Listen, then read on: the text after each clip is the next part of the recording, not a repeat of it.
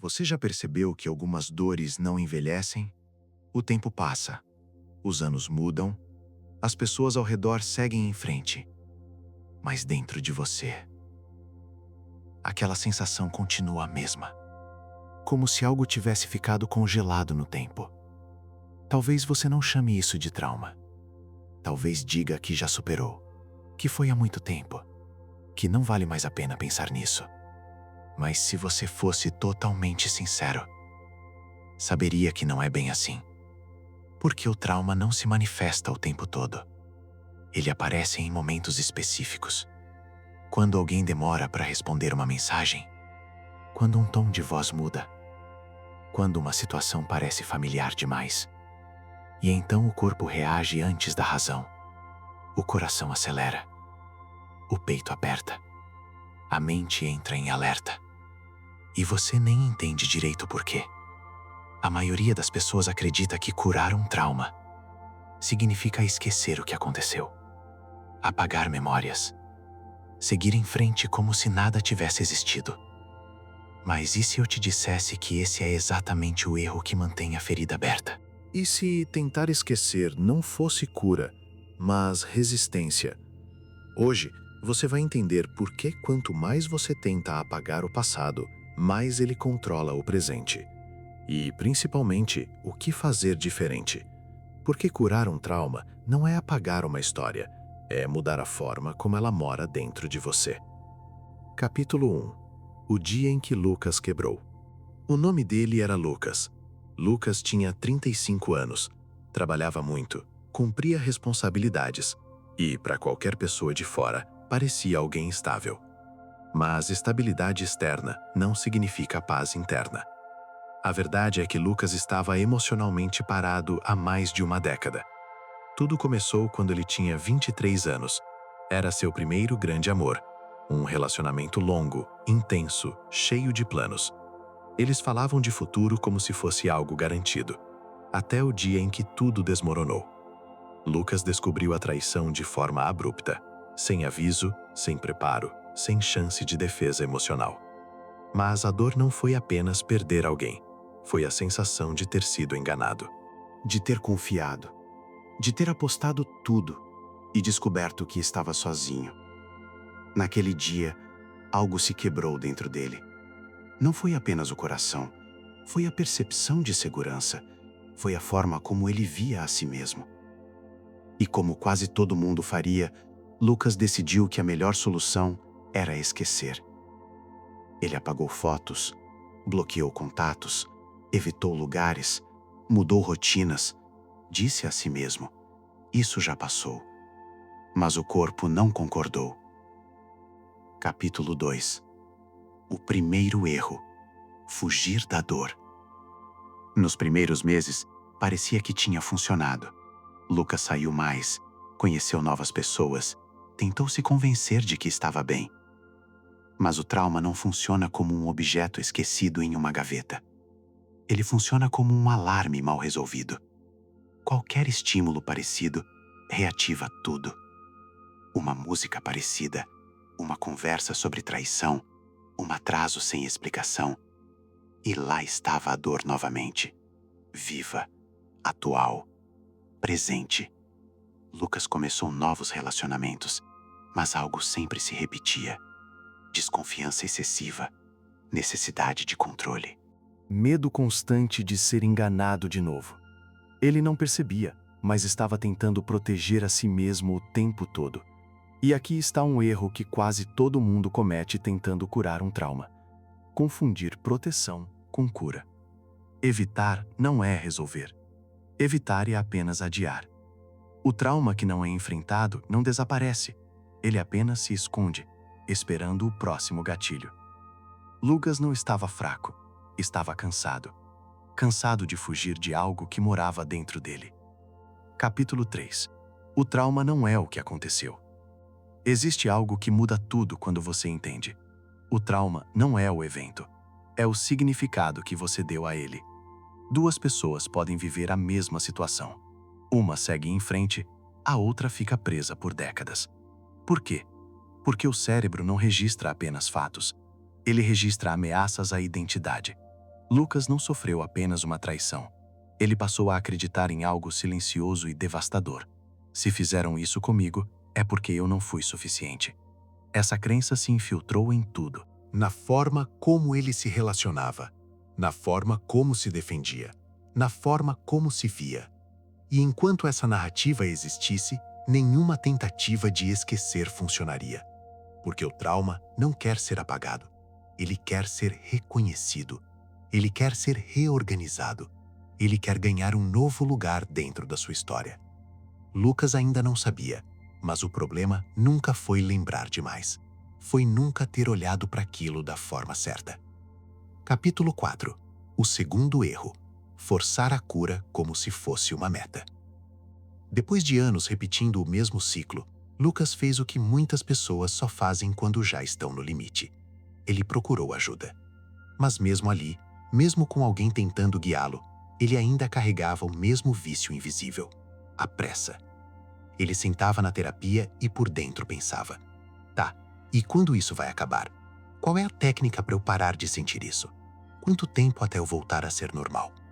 E esse é um erro tão comum que parece natural: transformar a cura em performance. Como se dor fosse um botão, como se trauma fosse uma página que você vira, como se você pudesse resolver uma parte de você do mesmo jeito que resolve um problema no trabalho.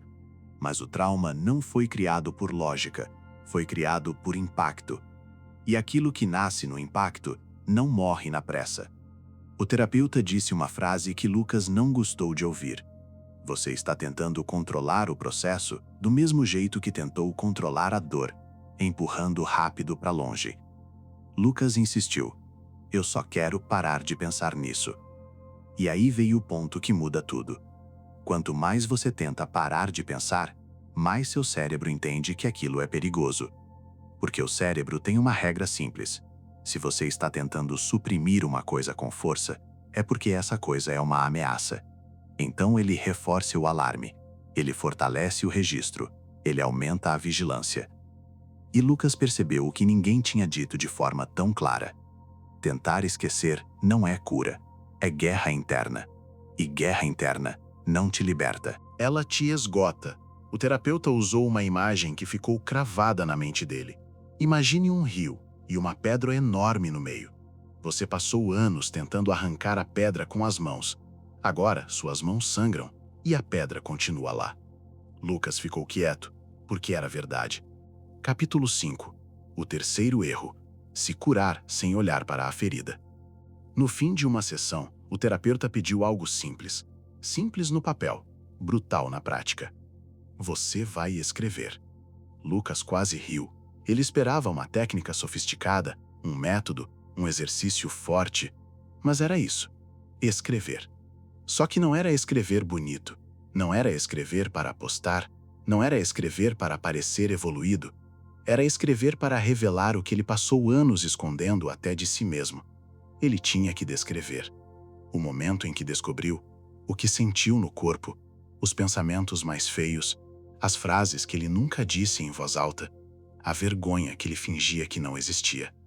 Lucas resistiu, porque escrever tornava real. Enquanto estava só na mente, ele conseguia fingir que era algo resolvido, mas quando a história ganhava palavras, ela ganhava forma. E a verdade é: a maioria das pessoas quer curar o trauma sem encostar nele, quer cura sem mergulho, quer liberdade sem enfrentar o que prende. Naquela noite, Lucas abriu um caderno antigo, ficou encarando a folha em branco por quase 20 minutos, até que a primeira frase saiu, e quando saiu, foi como se uma represa tivesse rachado. Ele escreveu com raiva, com tremor, com lágrimas que ele não chorava há anos. Ele escreveu coisas que teria vergonha de dizer para qualquer pessoa. Eu me senti descartável. Eu me senti ridículo. Eu me senti pequeno. Eu pensei que nunca mais seria suficiente para ninguém.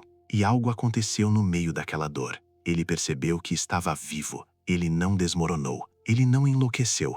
Ele não morreu por lembrar. Ele só sentiu. E isso é maior do que parece. Porque o trauma se alimenta da ideia de que, se você olhar, você não vai aguentar. Mas Lucas aguentou. E no dia seguinte, ele não estava curado. Só que estava diferente. Mais cansado e, ao mesmo tempo, mais leve. como alguém que finalmente parou de segurar o ar. Capítulo 6. O quarto erro: confundir transformação com perdão ou justificativa. Na sessão seguinte, Lucas levou o caderno e falou a verdade. Foi horrível, mas teve algo libertador. Eu não entendo. Parece que uma parte de mim finalmente saiu do congelamento. O terapeuta assentiu. Porque você fez o que evitou por anos. Você pegou o que estava solto dentro de você e colocou diante dos seus olhos. Lucas respirou fundo, como se estivesse prestes a fazer a pergunta mais difícil. Tá aí agora. Eu escrevi, eu revivi, eu chorei.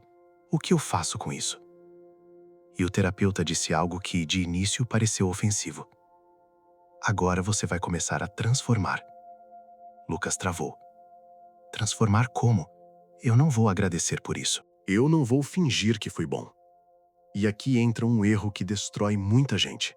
Achar que transformar a dor é o mesmo que justificar quem te feriu. Não é. Transformar não é dizer ainda bem que aconteceu. Transformar não é perdoar a força. Transformar não é romantizar a violência que você viveu. Transformar é algo mais íntimo. É tirar o trauma do trono. É impedir que um evento seja o autor da sua identidade. O terapeuta explicou com firmeza. Você não precisa mudar os fatos. Você precisa mudar o lugar que isso ocupa dentro de você. E então ele propôs um exercício que Lucas mais resistiu. Para cada parte dolorosa da história, Lucas teria que escrever ao lado o que essa dor revelou sobre ele, que limite ele aprendeu, que verdade ele não via antes, que força ele foi obrigado a descobrir. No começo, Lucas achou que era impossível, porque a mente traumatizada só enxerga duas coisas: o que perdeu e o que deveria ter sido. Mas, aos poucos, algumas frases nasceram, não bonitas, reais. Eu aprendi que confiar não é ser burro, é ser humano. Eu aprendi que minha dignidade não depende da escolha de alguém. Eu aprendi que eu posso sobreviver ao que eu achava que me destruiria. Eu aprendi que me fechar por medo me protege, mas também me prende. E ali começou uma mudança silenciosa. A história continuava a mesma, mas o significado começou a mudar. O trauma não tinha sido apagado, mas estava perdendo poder. Capítulo 7. Quando a memória para de doer, mas não desaparece. Algo curioso começou a acontecer meses depois. Lucas não percebeu de imediato. Não foi um grande evento. Não teve música dramática. Não teve a sensação de agora estou curado. Foi sutil. Ele estava conversando com um amigo em um bar. O assunto virou relacionamentos, traição, confiança. E sem planejar, Lucas contou sua história. Contou do relacionamento, da descoberta, do impacto. E no meio da fala, algo chamou sua atenção. O corpo não reagiu. Não houve aperto no peito. Não houve nó na garganta. Não houve aquela sensação de estar sendo sugado de volta para o passado. Era apenas uma narrativa, um fato da vida dele, não mais uma ferida aberta. Quando terminou, o amigo disse: "Cara, você é forte. Eu não sei se teria aguentado." Lucas sorriu de forma estranha, porque por muito tempo ele se viu como alguém fraco por ainda sentir aquilo. Agora, pela primeira vez, percebeu outra coisa. Ele não estava fraco por lembrar. Ele estava forte por não ser mais controlado pela lembrança. Esse é um ponto que quase ninguém explica. Curar um trauma não é quando você esquece. É quando você lembra e continua presente. A memória ainda existe. O passado ainda aconteceu. Mas ele não invade mais o agora. É como uma cicatriz. Você sabe que está ali. Você lembra de como surgiu, mas ela não sangra toda vez que você toca. E isso muda tudo. Capítulo 8. O último erro. Acreditar que cura é linha reta. Algumas semanas depois, Lucas teve um dia ruim. Um atraso sem explicação, Uma mensagem visualizada e não respondida. Um silêncio que ativou algo antigo. O corpo reagiu antes da mente. Ansiedade, medo, pensamentos acelerados. Por alguns minutos, parecia que tudo tinha voltado. E foi aí que outro erro comum quase se instalou. Pronto, voltei à estaca zero. Isso nunca vai passar. Eu achei que estava melhor. Mas dessa vez, algo foi diferente. Lucas não brigou com a sensação, não tentou empurrá-la embora, não se julgou por senti-la.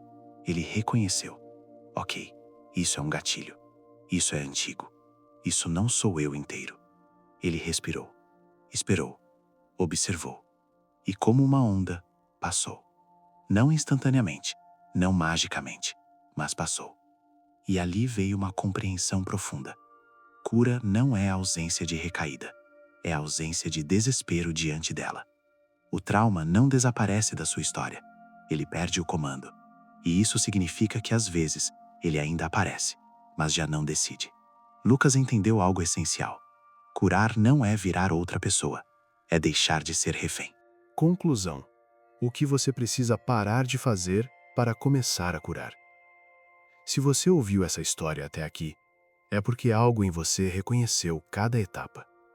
Talvez você esteja tentando esquecer alguém, ou algo que viveu, ou uma versão de si mesmo que se quebrou. Talvez você esteja cansado de lutar contra a própria memória, cansado de fingir que está tudo resolvido, cansado de se perguntar por que isso ainda dói. Deixa eu te dizer algo com clareza. Você não está atrasado. Você não está fraco. Você não está quebrado. Você só está tentando curar da forma errada. Enquanto você tentar apagar o passado, ele continuará gritando dentro de você. Enquanto você fugir da dor, ela continuará decidindo suas reações. Enquanto você se julgar por sentir, o trauma continuará se alimentando do silêncio. Curar não é esquecer, é integrar. Não é apagar a rachadura, é preenchê-la com sentido.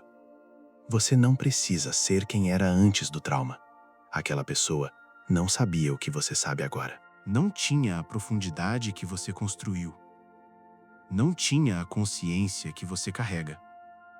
A versão de você que sobreviveu é mais real do que a que nunca foi testada. E talvez essa seja a parte mais difícil de aceitar. A dor não veio para te destruir. Veio para te obrigar a crescer onde você não cresceria por escolha. Você não precisa gostar do que aconteceu, mas pode escolher não ser definido por isso. Então, ao invés de perguntar, como eu faço para esquecer? Experimente perguntar, o que isso tentou me ensinar? O que eu precisei desenvolver para sobreviver? Quem eu me tornei por ter passado por isso? Porque o trauma só perde poder quando deixa de ser o centro da sua identidade e passa a ser apenas um capítulo da sua história. E você é muito mais do que um capítulo. Se esse roteiro falou com você, fica por aqui. Este espaço é para quem decidiu parar de fugir e começar a transformar. Você não precisa estar curado para seguir em frente. Você só precisa parar de lutar contra si mesmo e lembrar: você não é frágil por ter rachaduras. Você é humano. E quem escolhe continuar, mesmo marcado, não está quebrado, está inteiro, de um jeito mais profundo. Nós vemos no próximo vídeo, e siga o caminho.